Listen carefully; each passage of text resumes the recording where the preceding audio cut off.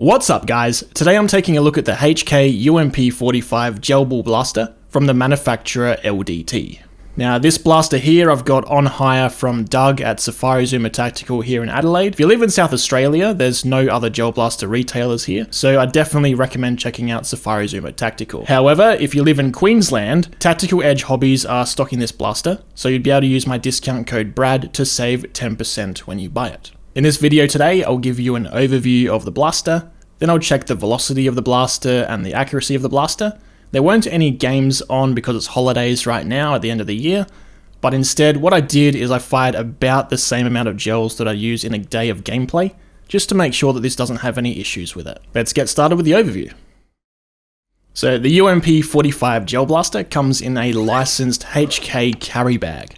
It also comes with a cute little UMP45 Velcro patch, which you can just throw there on the front of the bag. Opening up the bag, you can see there's Velcro straps to hold the blaster in, the mags in, and the suppressor in, and there's also little pouches up on the top of the lid. Now, aside from some metal internals, the majority of the blaster, especially outside of the blaster, is all nylon.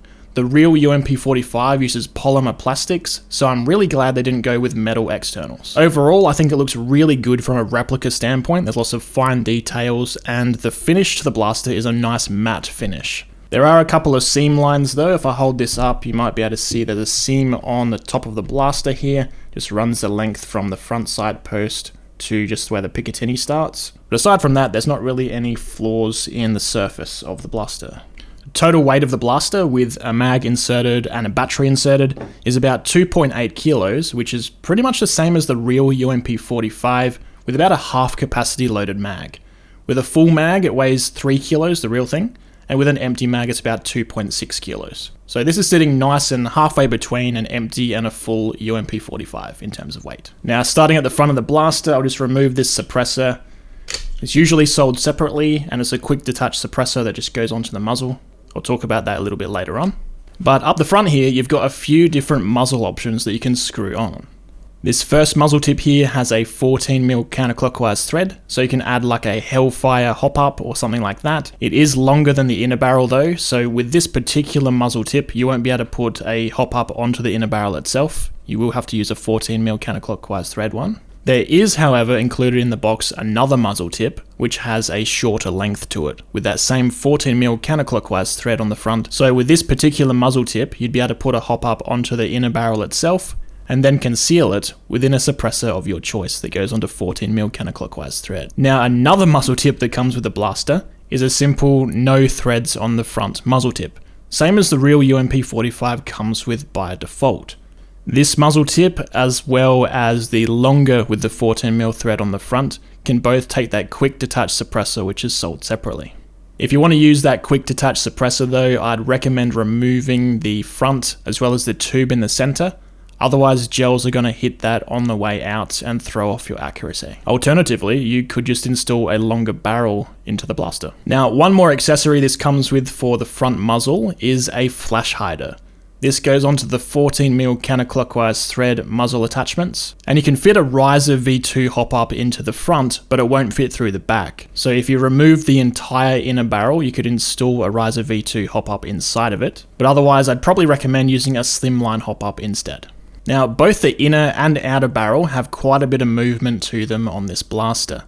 On the real steel UMP45 it has a free-floating barrel, but on a gel blaster you want that barrel locked in so it doesn't move at all, otherwise it'll throw off your accuracy. I will test the accuracy later on and we'll see if that affects the accuracy too harshly, but something you could do is simply add a barrel stabilizer in there if you're worried about the accuracy of the UMP45. Now something I'm a little concerned about more than that is the inner barrel. The inner barrel has an inner diameter of 7.55mm, which is a little bit too loose for the gel balls I like to use. I find that Ultra Elites seem to go best out of a 7.3mm stainless steel barrel, so if this was my own blaster and I wasn't just borrowing it, I'd probably swap the barrel out for a 7.3 stainless. We'll see how the velocities go though, but I don't expect them to be too consistent. Moving further back now, you've got an ambidextrous sling point at the front here, so one on both sides.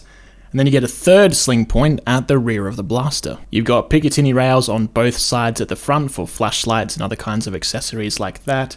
You've got a bottom Picatinny rail for like a vertical grip, you've got a top Picatinny rail that goes about half the length of the upper receiver. The front sight is very similar to a G36 sight, and the rear sight is a peephole sight. Now this is where this steps away from realism a little bit. The rear sight doesn't flip down to the partridge sight. It's locked in place at the peephole sight for some reason. The charging handle up front is very similar to an MP5. I did find it a little harder to slap though. You've kind of got to slap backwards from the front rather than just slapping it from the back. On the real UMP45, you generally don't actually slap the bolt, you instead use the bolt release. But on this blaster, the bolt release is just for looks, it doesn't actually do anything. Now, if we take a look at the engravings on the side of the blaster, they've actually spelled H&K correctly on the side of the blaster, unlike their results with the MP7. The magazines, being chambered for 45 ACP, are quite large for a stick mag, and they have the same nice matte finish to them as the blaster. I counted the mag capacity to be 204 shots compared to an ARP9 which has 156 and the MP7 which has 178. So these mags being chunkier stick mags gives you the benefit of extra gel balls compared to the ARP9 or the MP7. On the left hand side of the magazine, you've got a fake little cutout window with fake bullets in it, which I think is pretty cool. On the other side of the magazine is just plain, and at the bottom of the magazine you've got that 45 ACP marking. Now this blaster has a paddle mag release, just like the real thing. Unfortunately, similar to the real thing, the mags don't drop free when you hit the mag release. You do actually have to grab them and pull them out of the magwell. Now, inside the blaster, you've got a V3 metal gearbox with a MOSFET that works the same as a big R MOSFET. Using the ambidextrous fire select, you can program 2-round burst to be either a 2-round burst, binary fire, a 3-round burst, 4-round burst, or a 5-round burst. It also obviously has a working safety, semi, and full auto as well. To program in a custom fire mode, while you've got it on 2-round burst on the selector switch, hold in the trigger for 5 seconds until it makes a beep sound.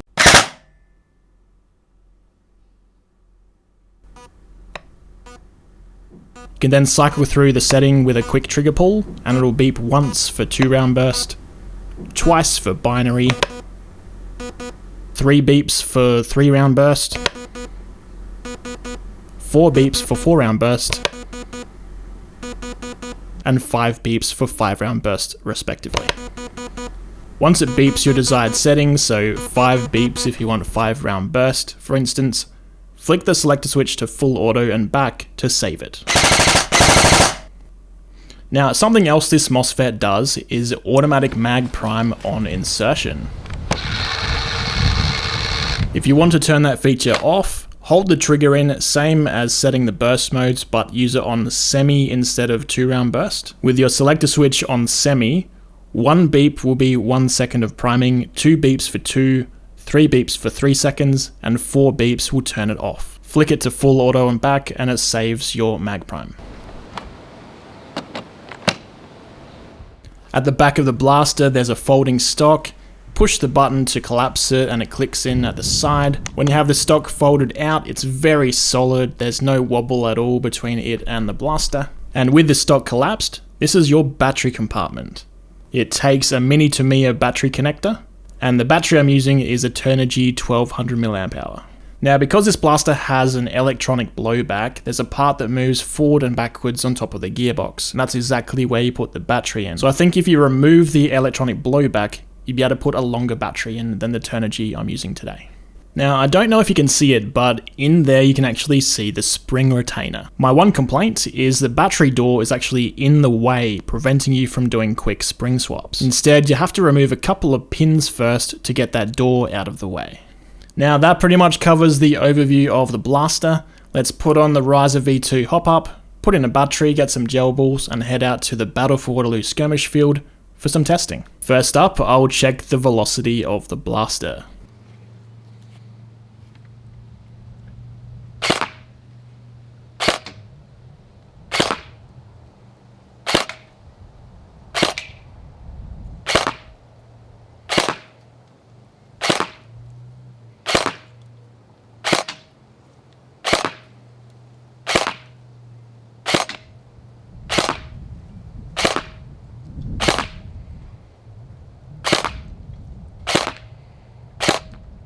We got a high of 336, a low of 272, and an average of 307. The velocity was very inconsistent though, with a 64 FPS variation between lowest and highest. I'd have to suggest that's probably because of the loose fitting 7.55 barrel. I reckon you can improve that with a barrel swap to a 7.3 stainless steel.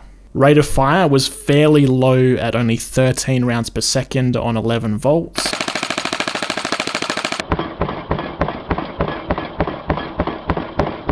The real thing only shoots 10 rounds per second, so it's not like they were trying to imitate that. You could always upgrade the blaster though. And now for an accuracy test at a range of 30 meters. Remember, the barrel has all that wobble to it, so we'll see with a 5-round burst whether we get at least one gel ball from each burst hitting the target. Okay.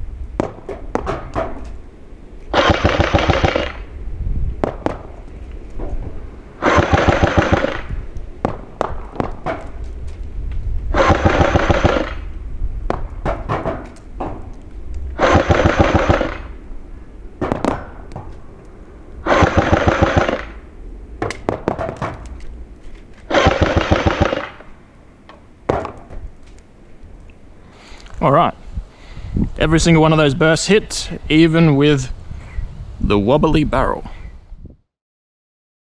So what do I think of the UMP45 gel blaster from LDT? Well, I was actually surprised with how hard this is shooting out of the box. It's getting an average of 307 feet per second, even though it is inconsistent in the velocities. If this was my own blaster, I'd simply chuck in a 7.3 stainless steel barrel and see if that tidies things up a bit. I would probably have to drop the spring down to a lower spring though, because at Battle for Waterloo we have a velocity limit of 300 feet per second. Now, the accuracy was actually better than I was expecting as well. With the inner and outer barrel being so wobbly, I was expecting them to be all over the place with the groupings. However, with the 5-round bursts, every single burst had at least one gel ball hit, and most of them had 1 or 2 hit. So quite impressed with the accuracy of this blaster. So overall, I'd have to say this is a very good quality replica of a UMP45, and a great option that isn't just another M4. Now to end off the video today, because there wasn't any gameplay at the Battle for Waterloo because it's holidays right now, I simply stuck around for a while and fired a bunch of gel balls out of this, pretty much the same amount that I'd use in an entire day of gameplay. Didn't have any issues at all with the blaster, it kept on firing and I was full autoing a lot.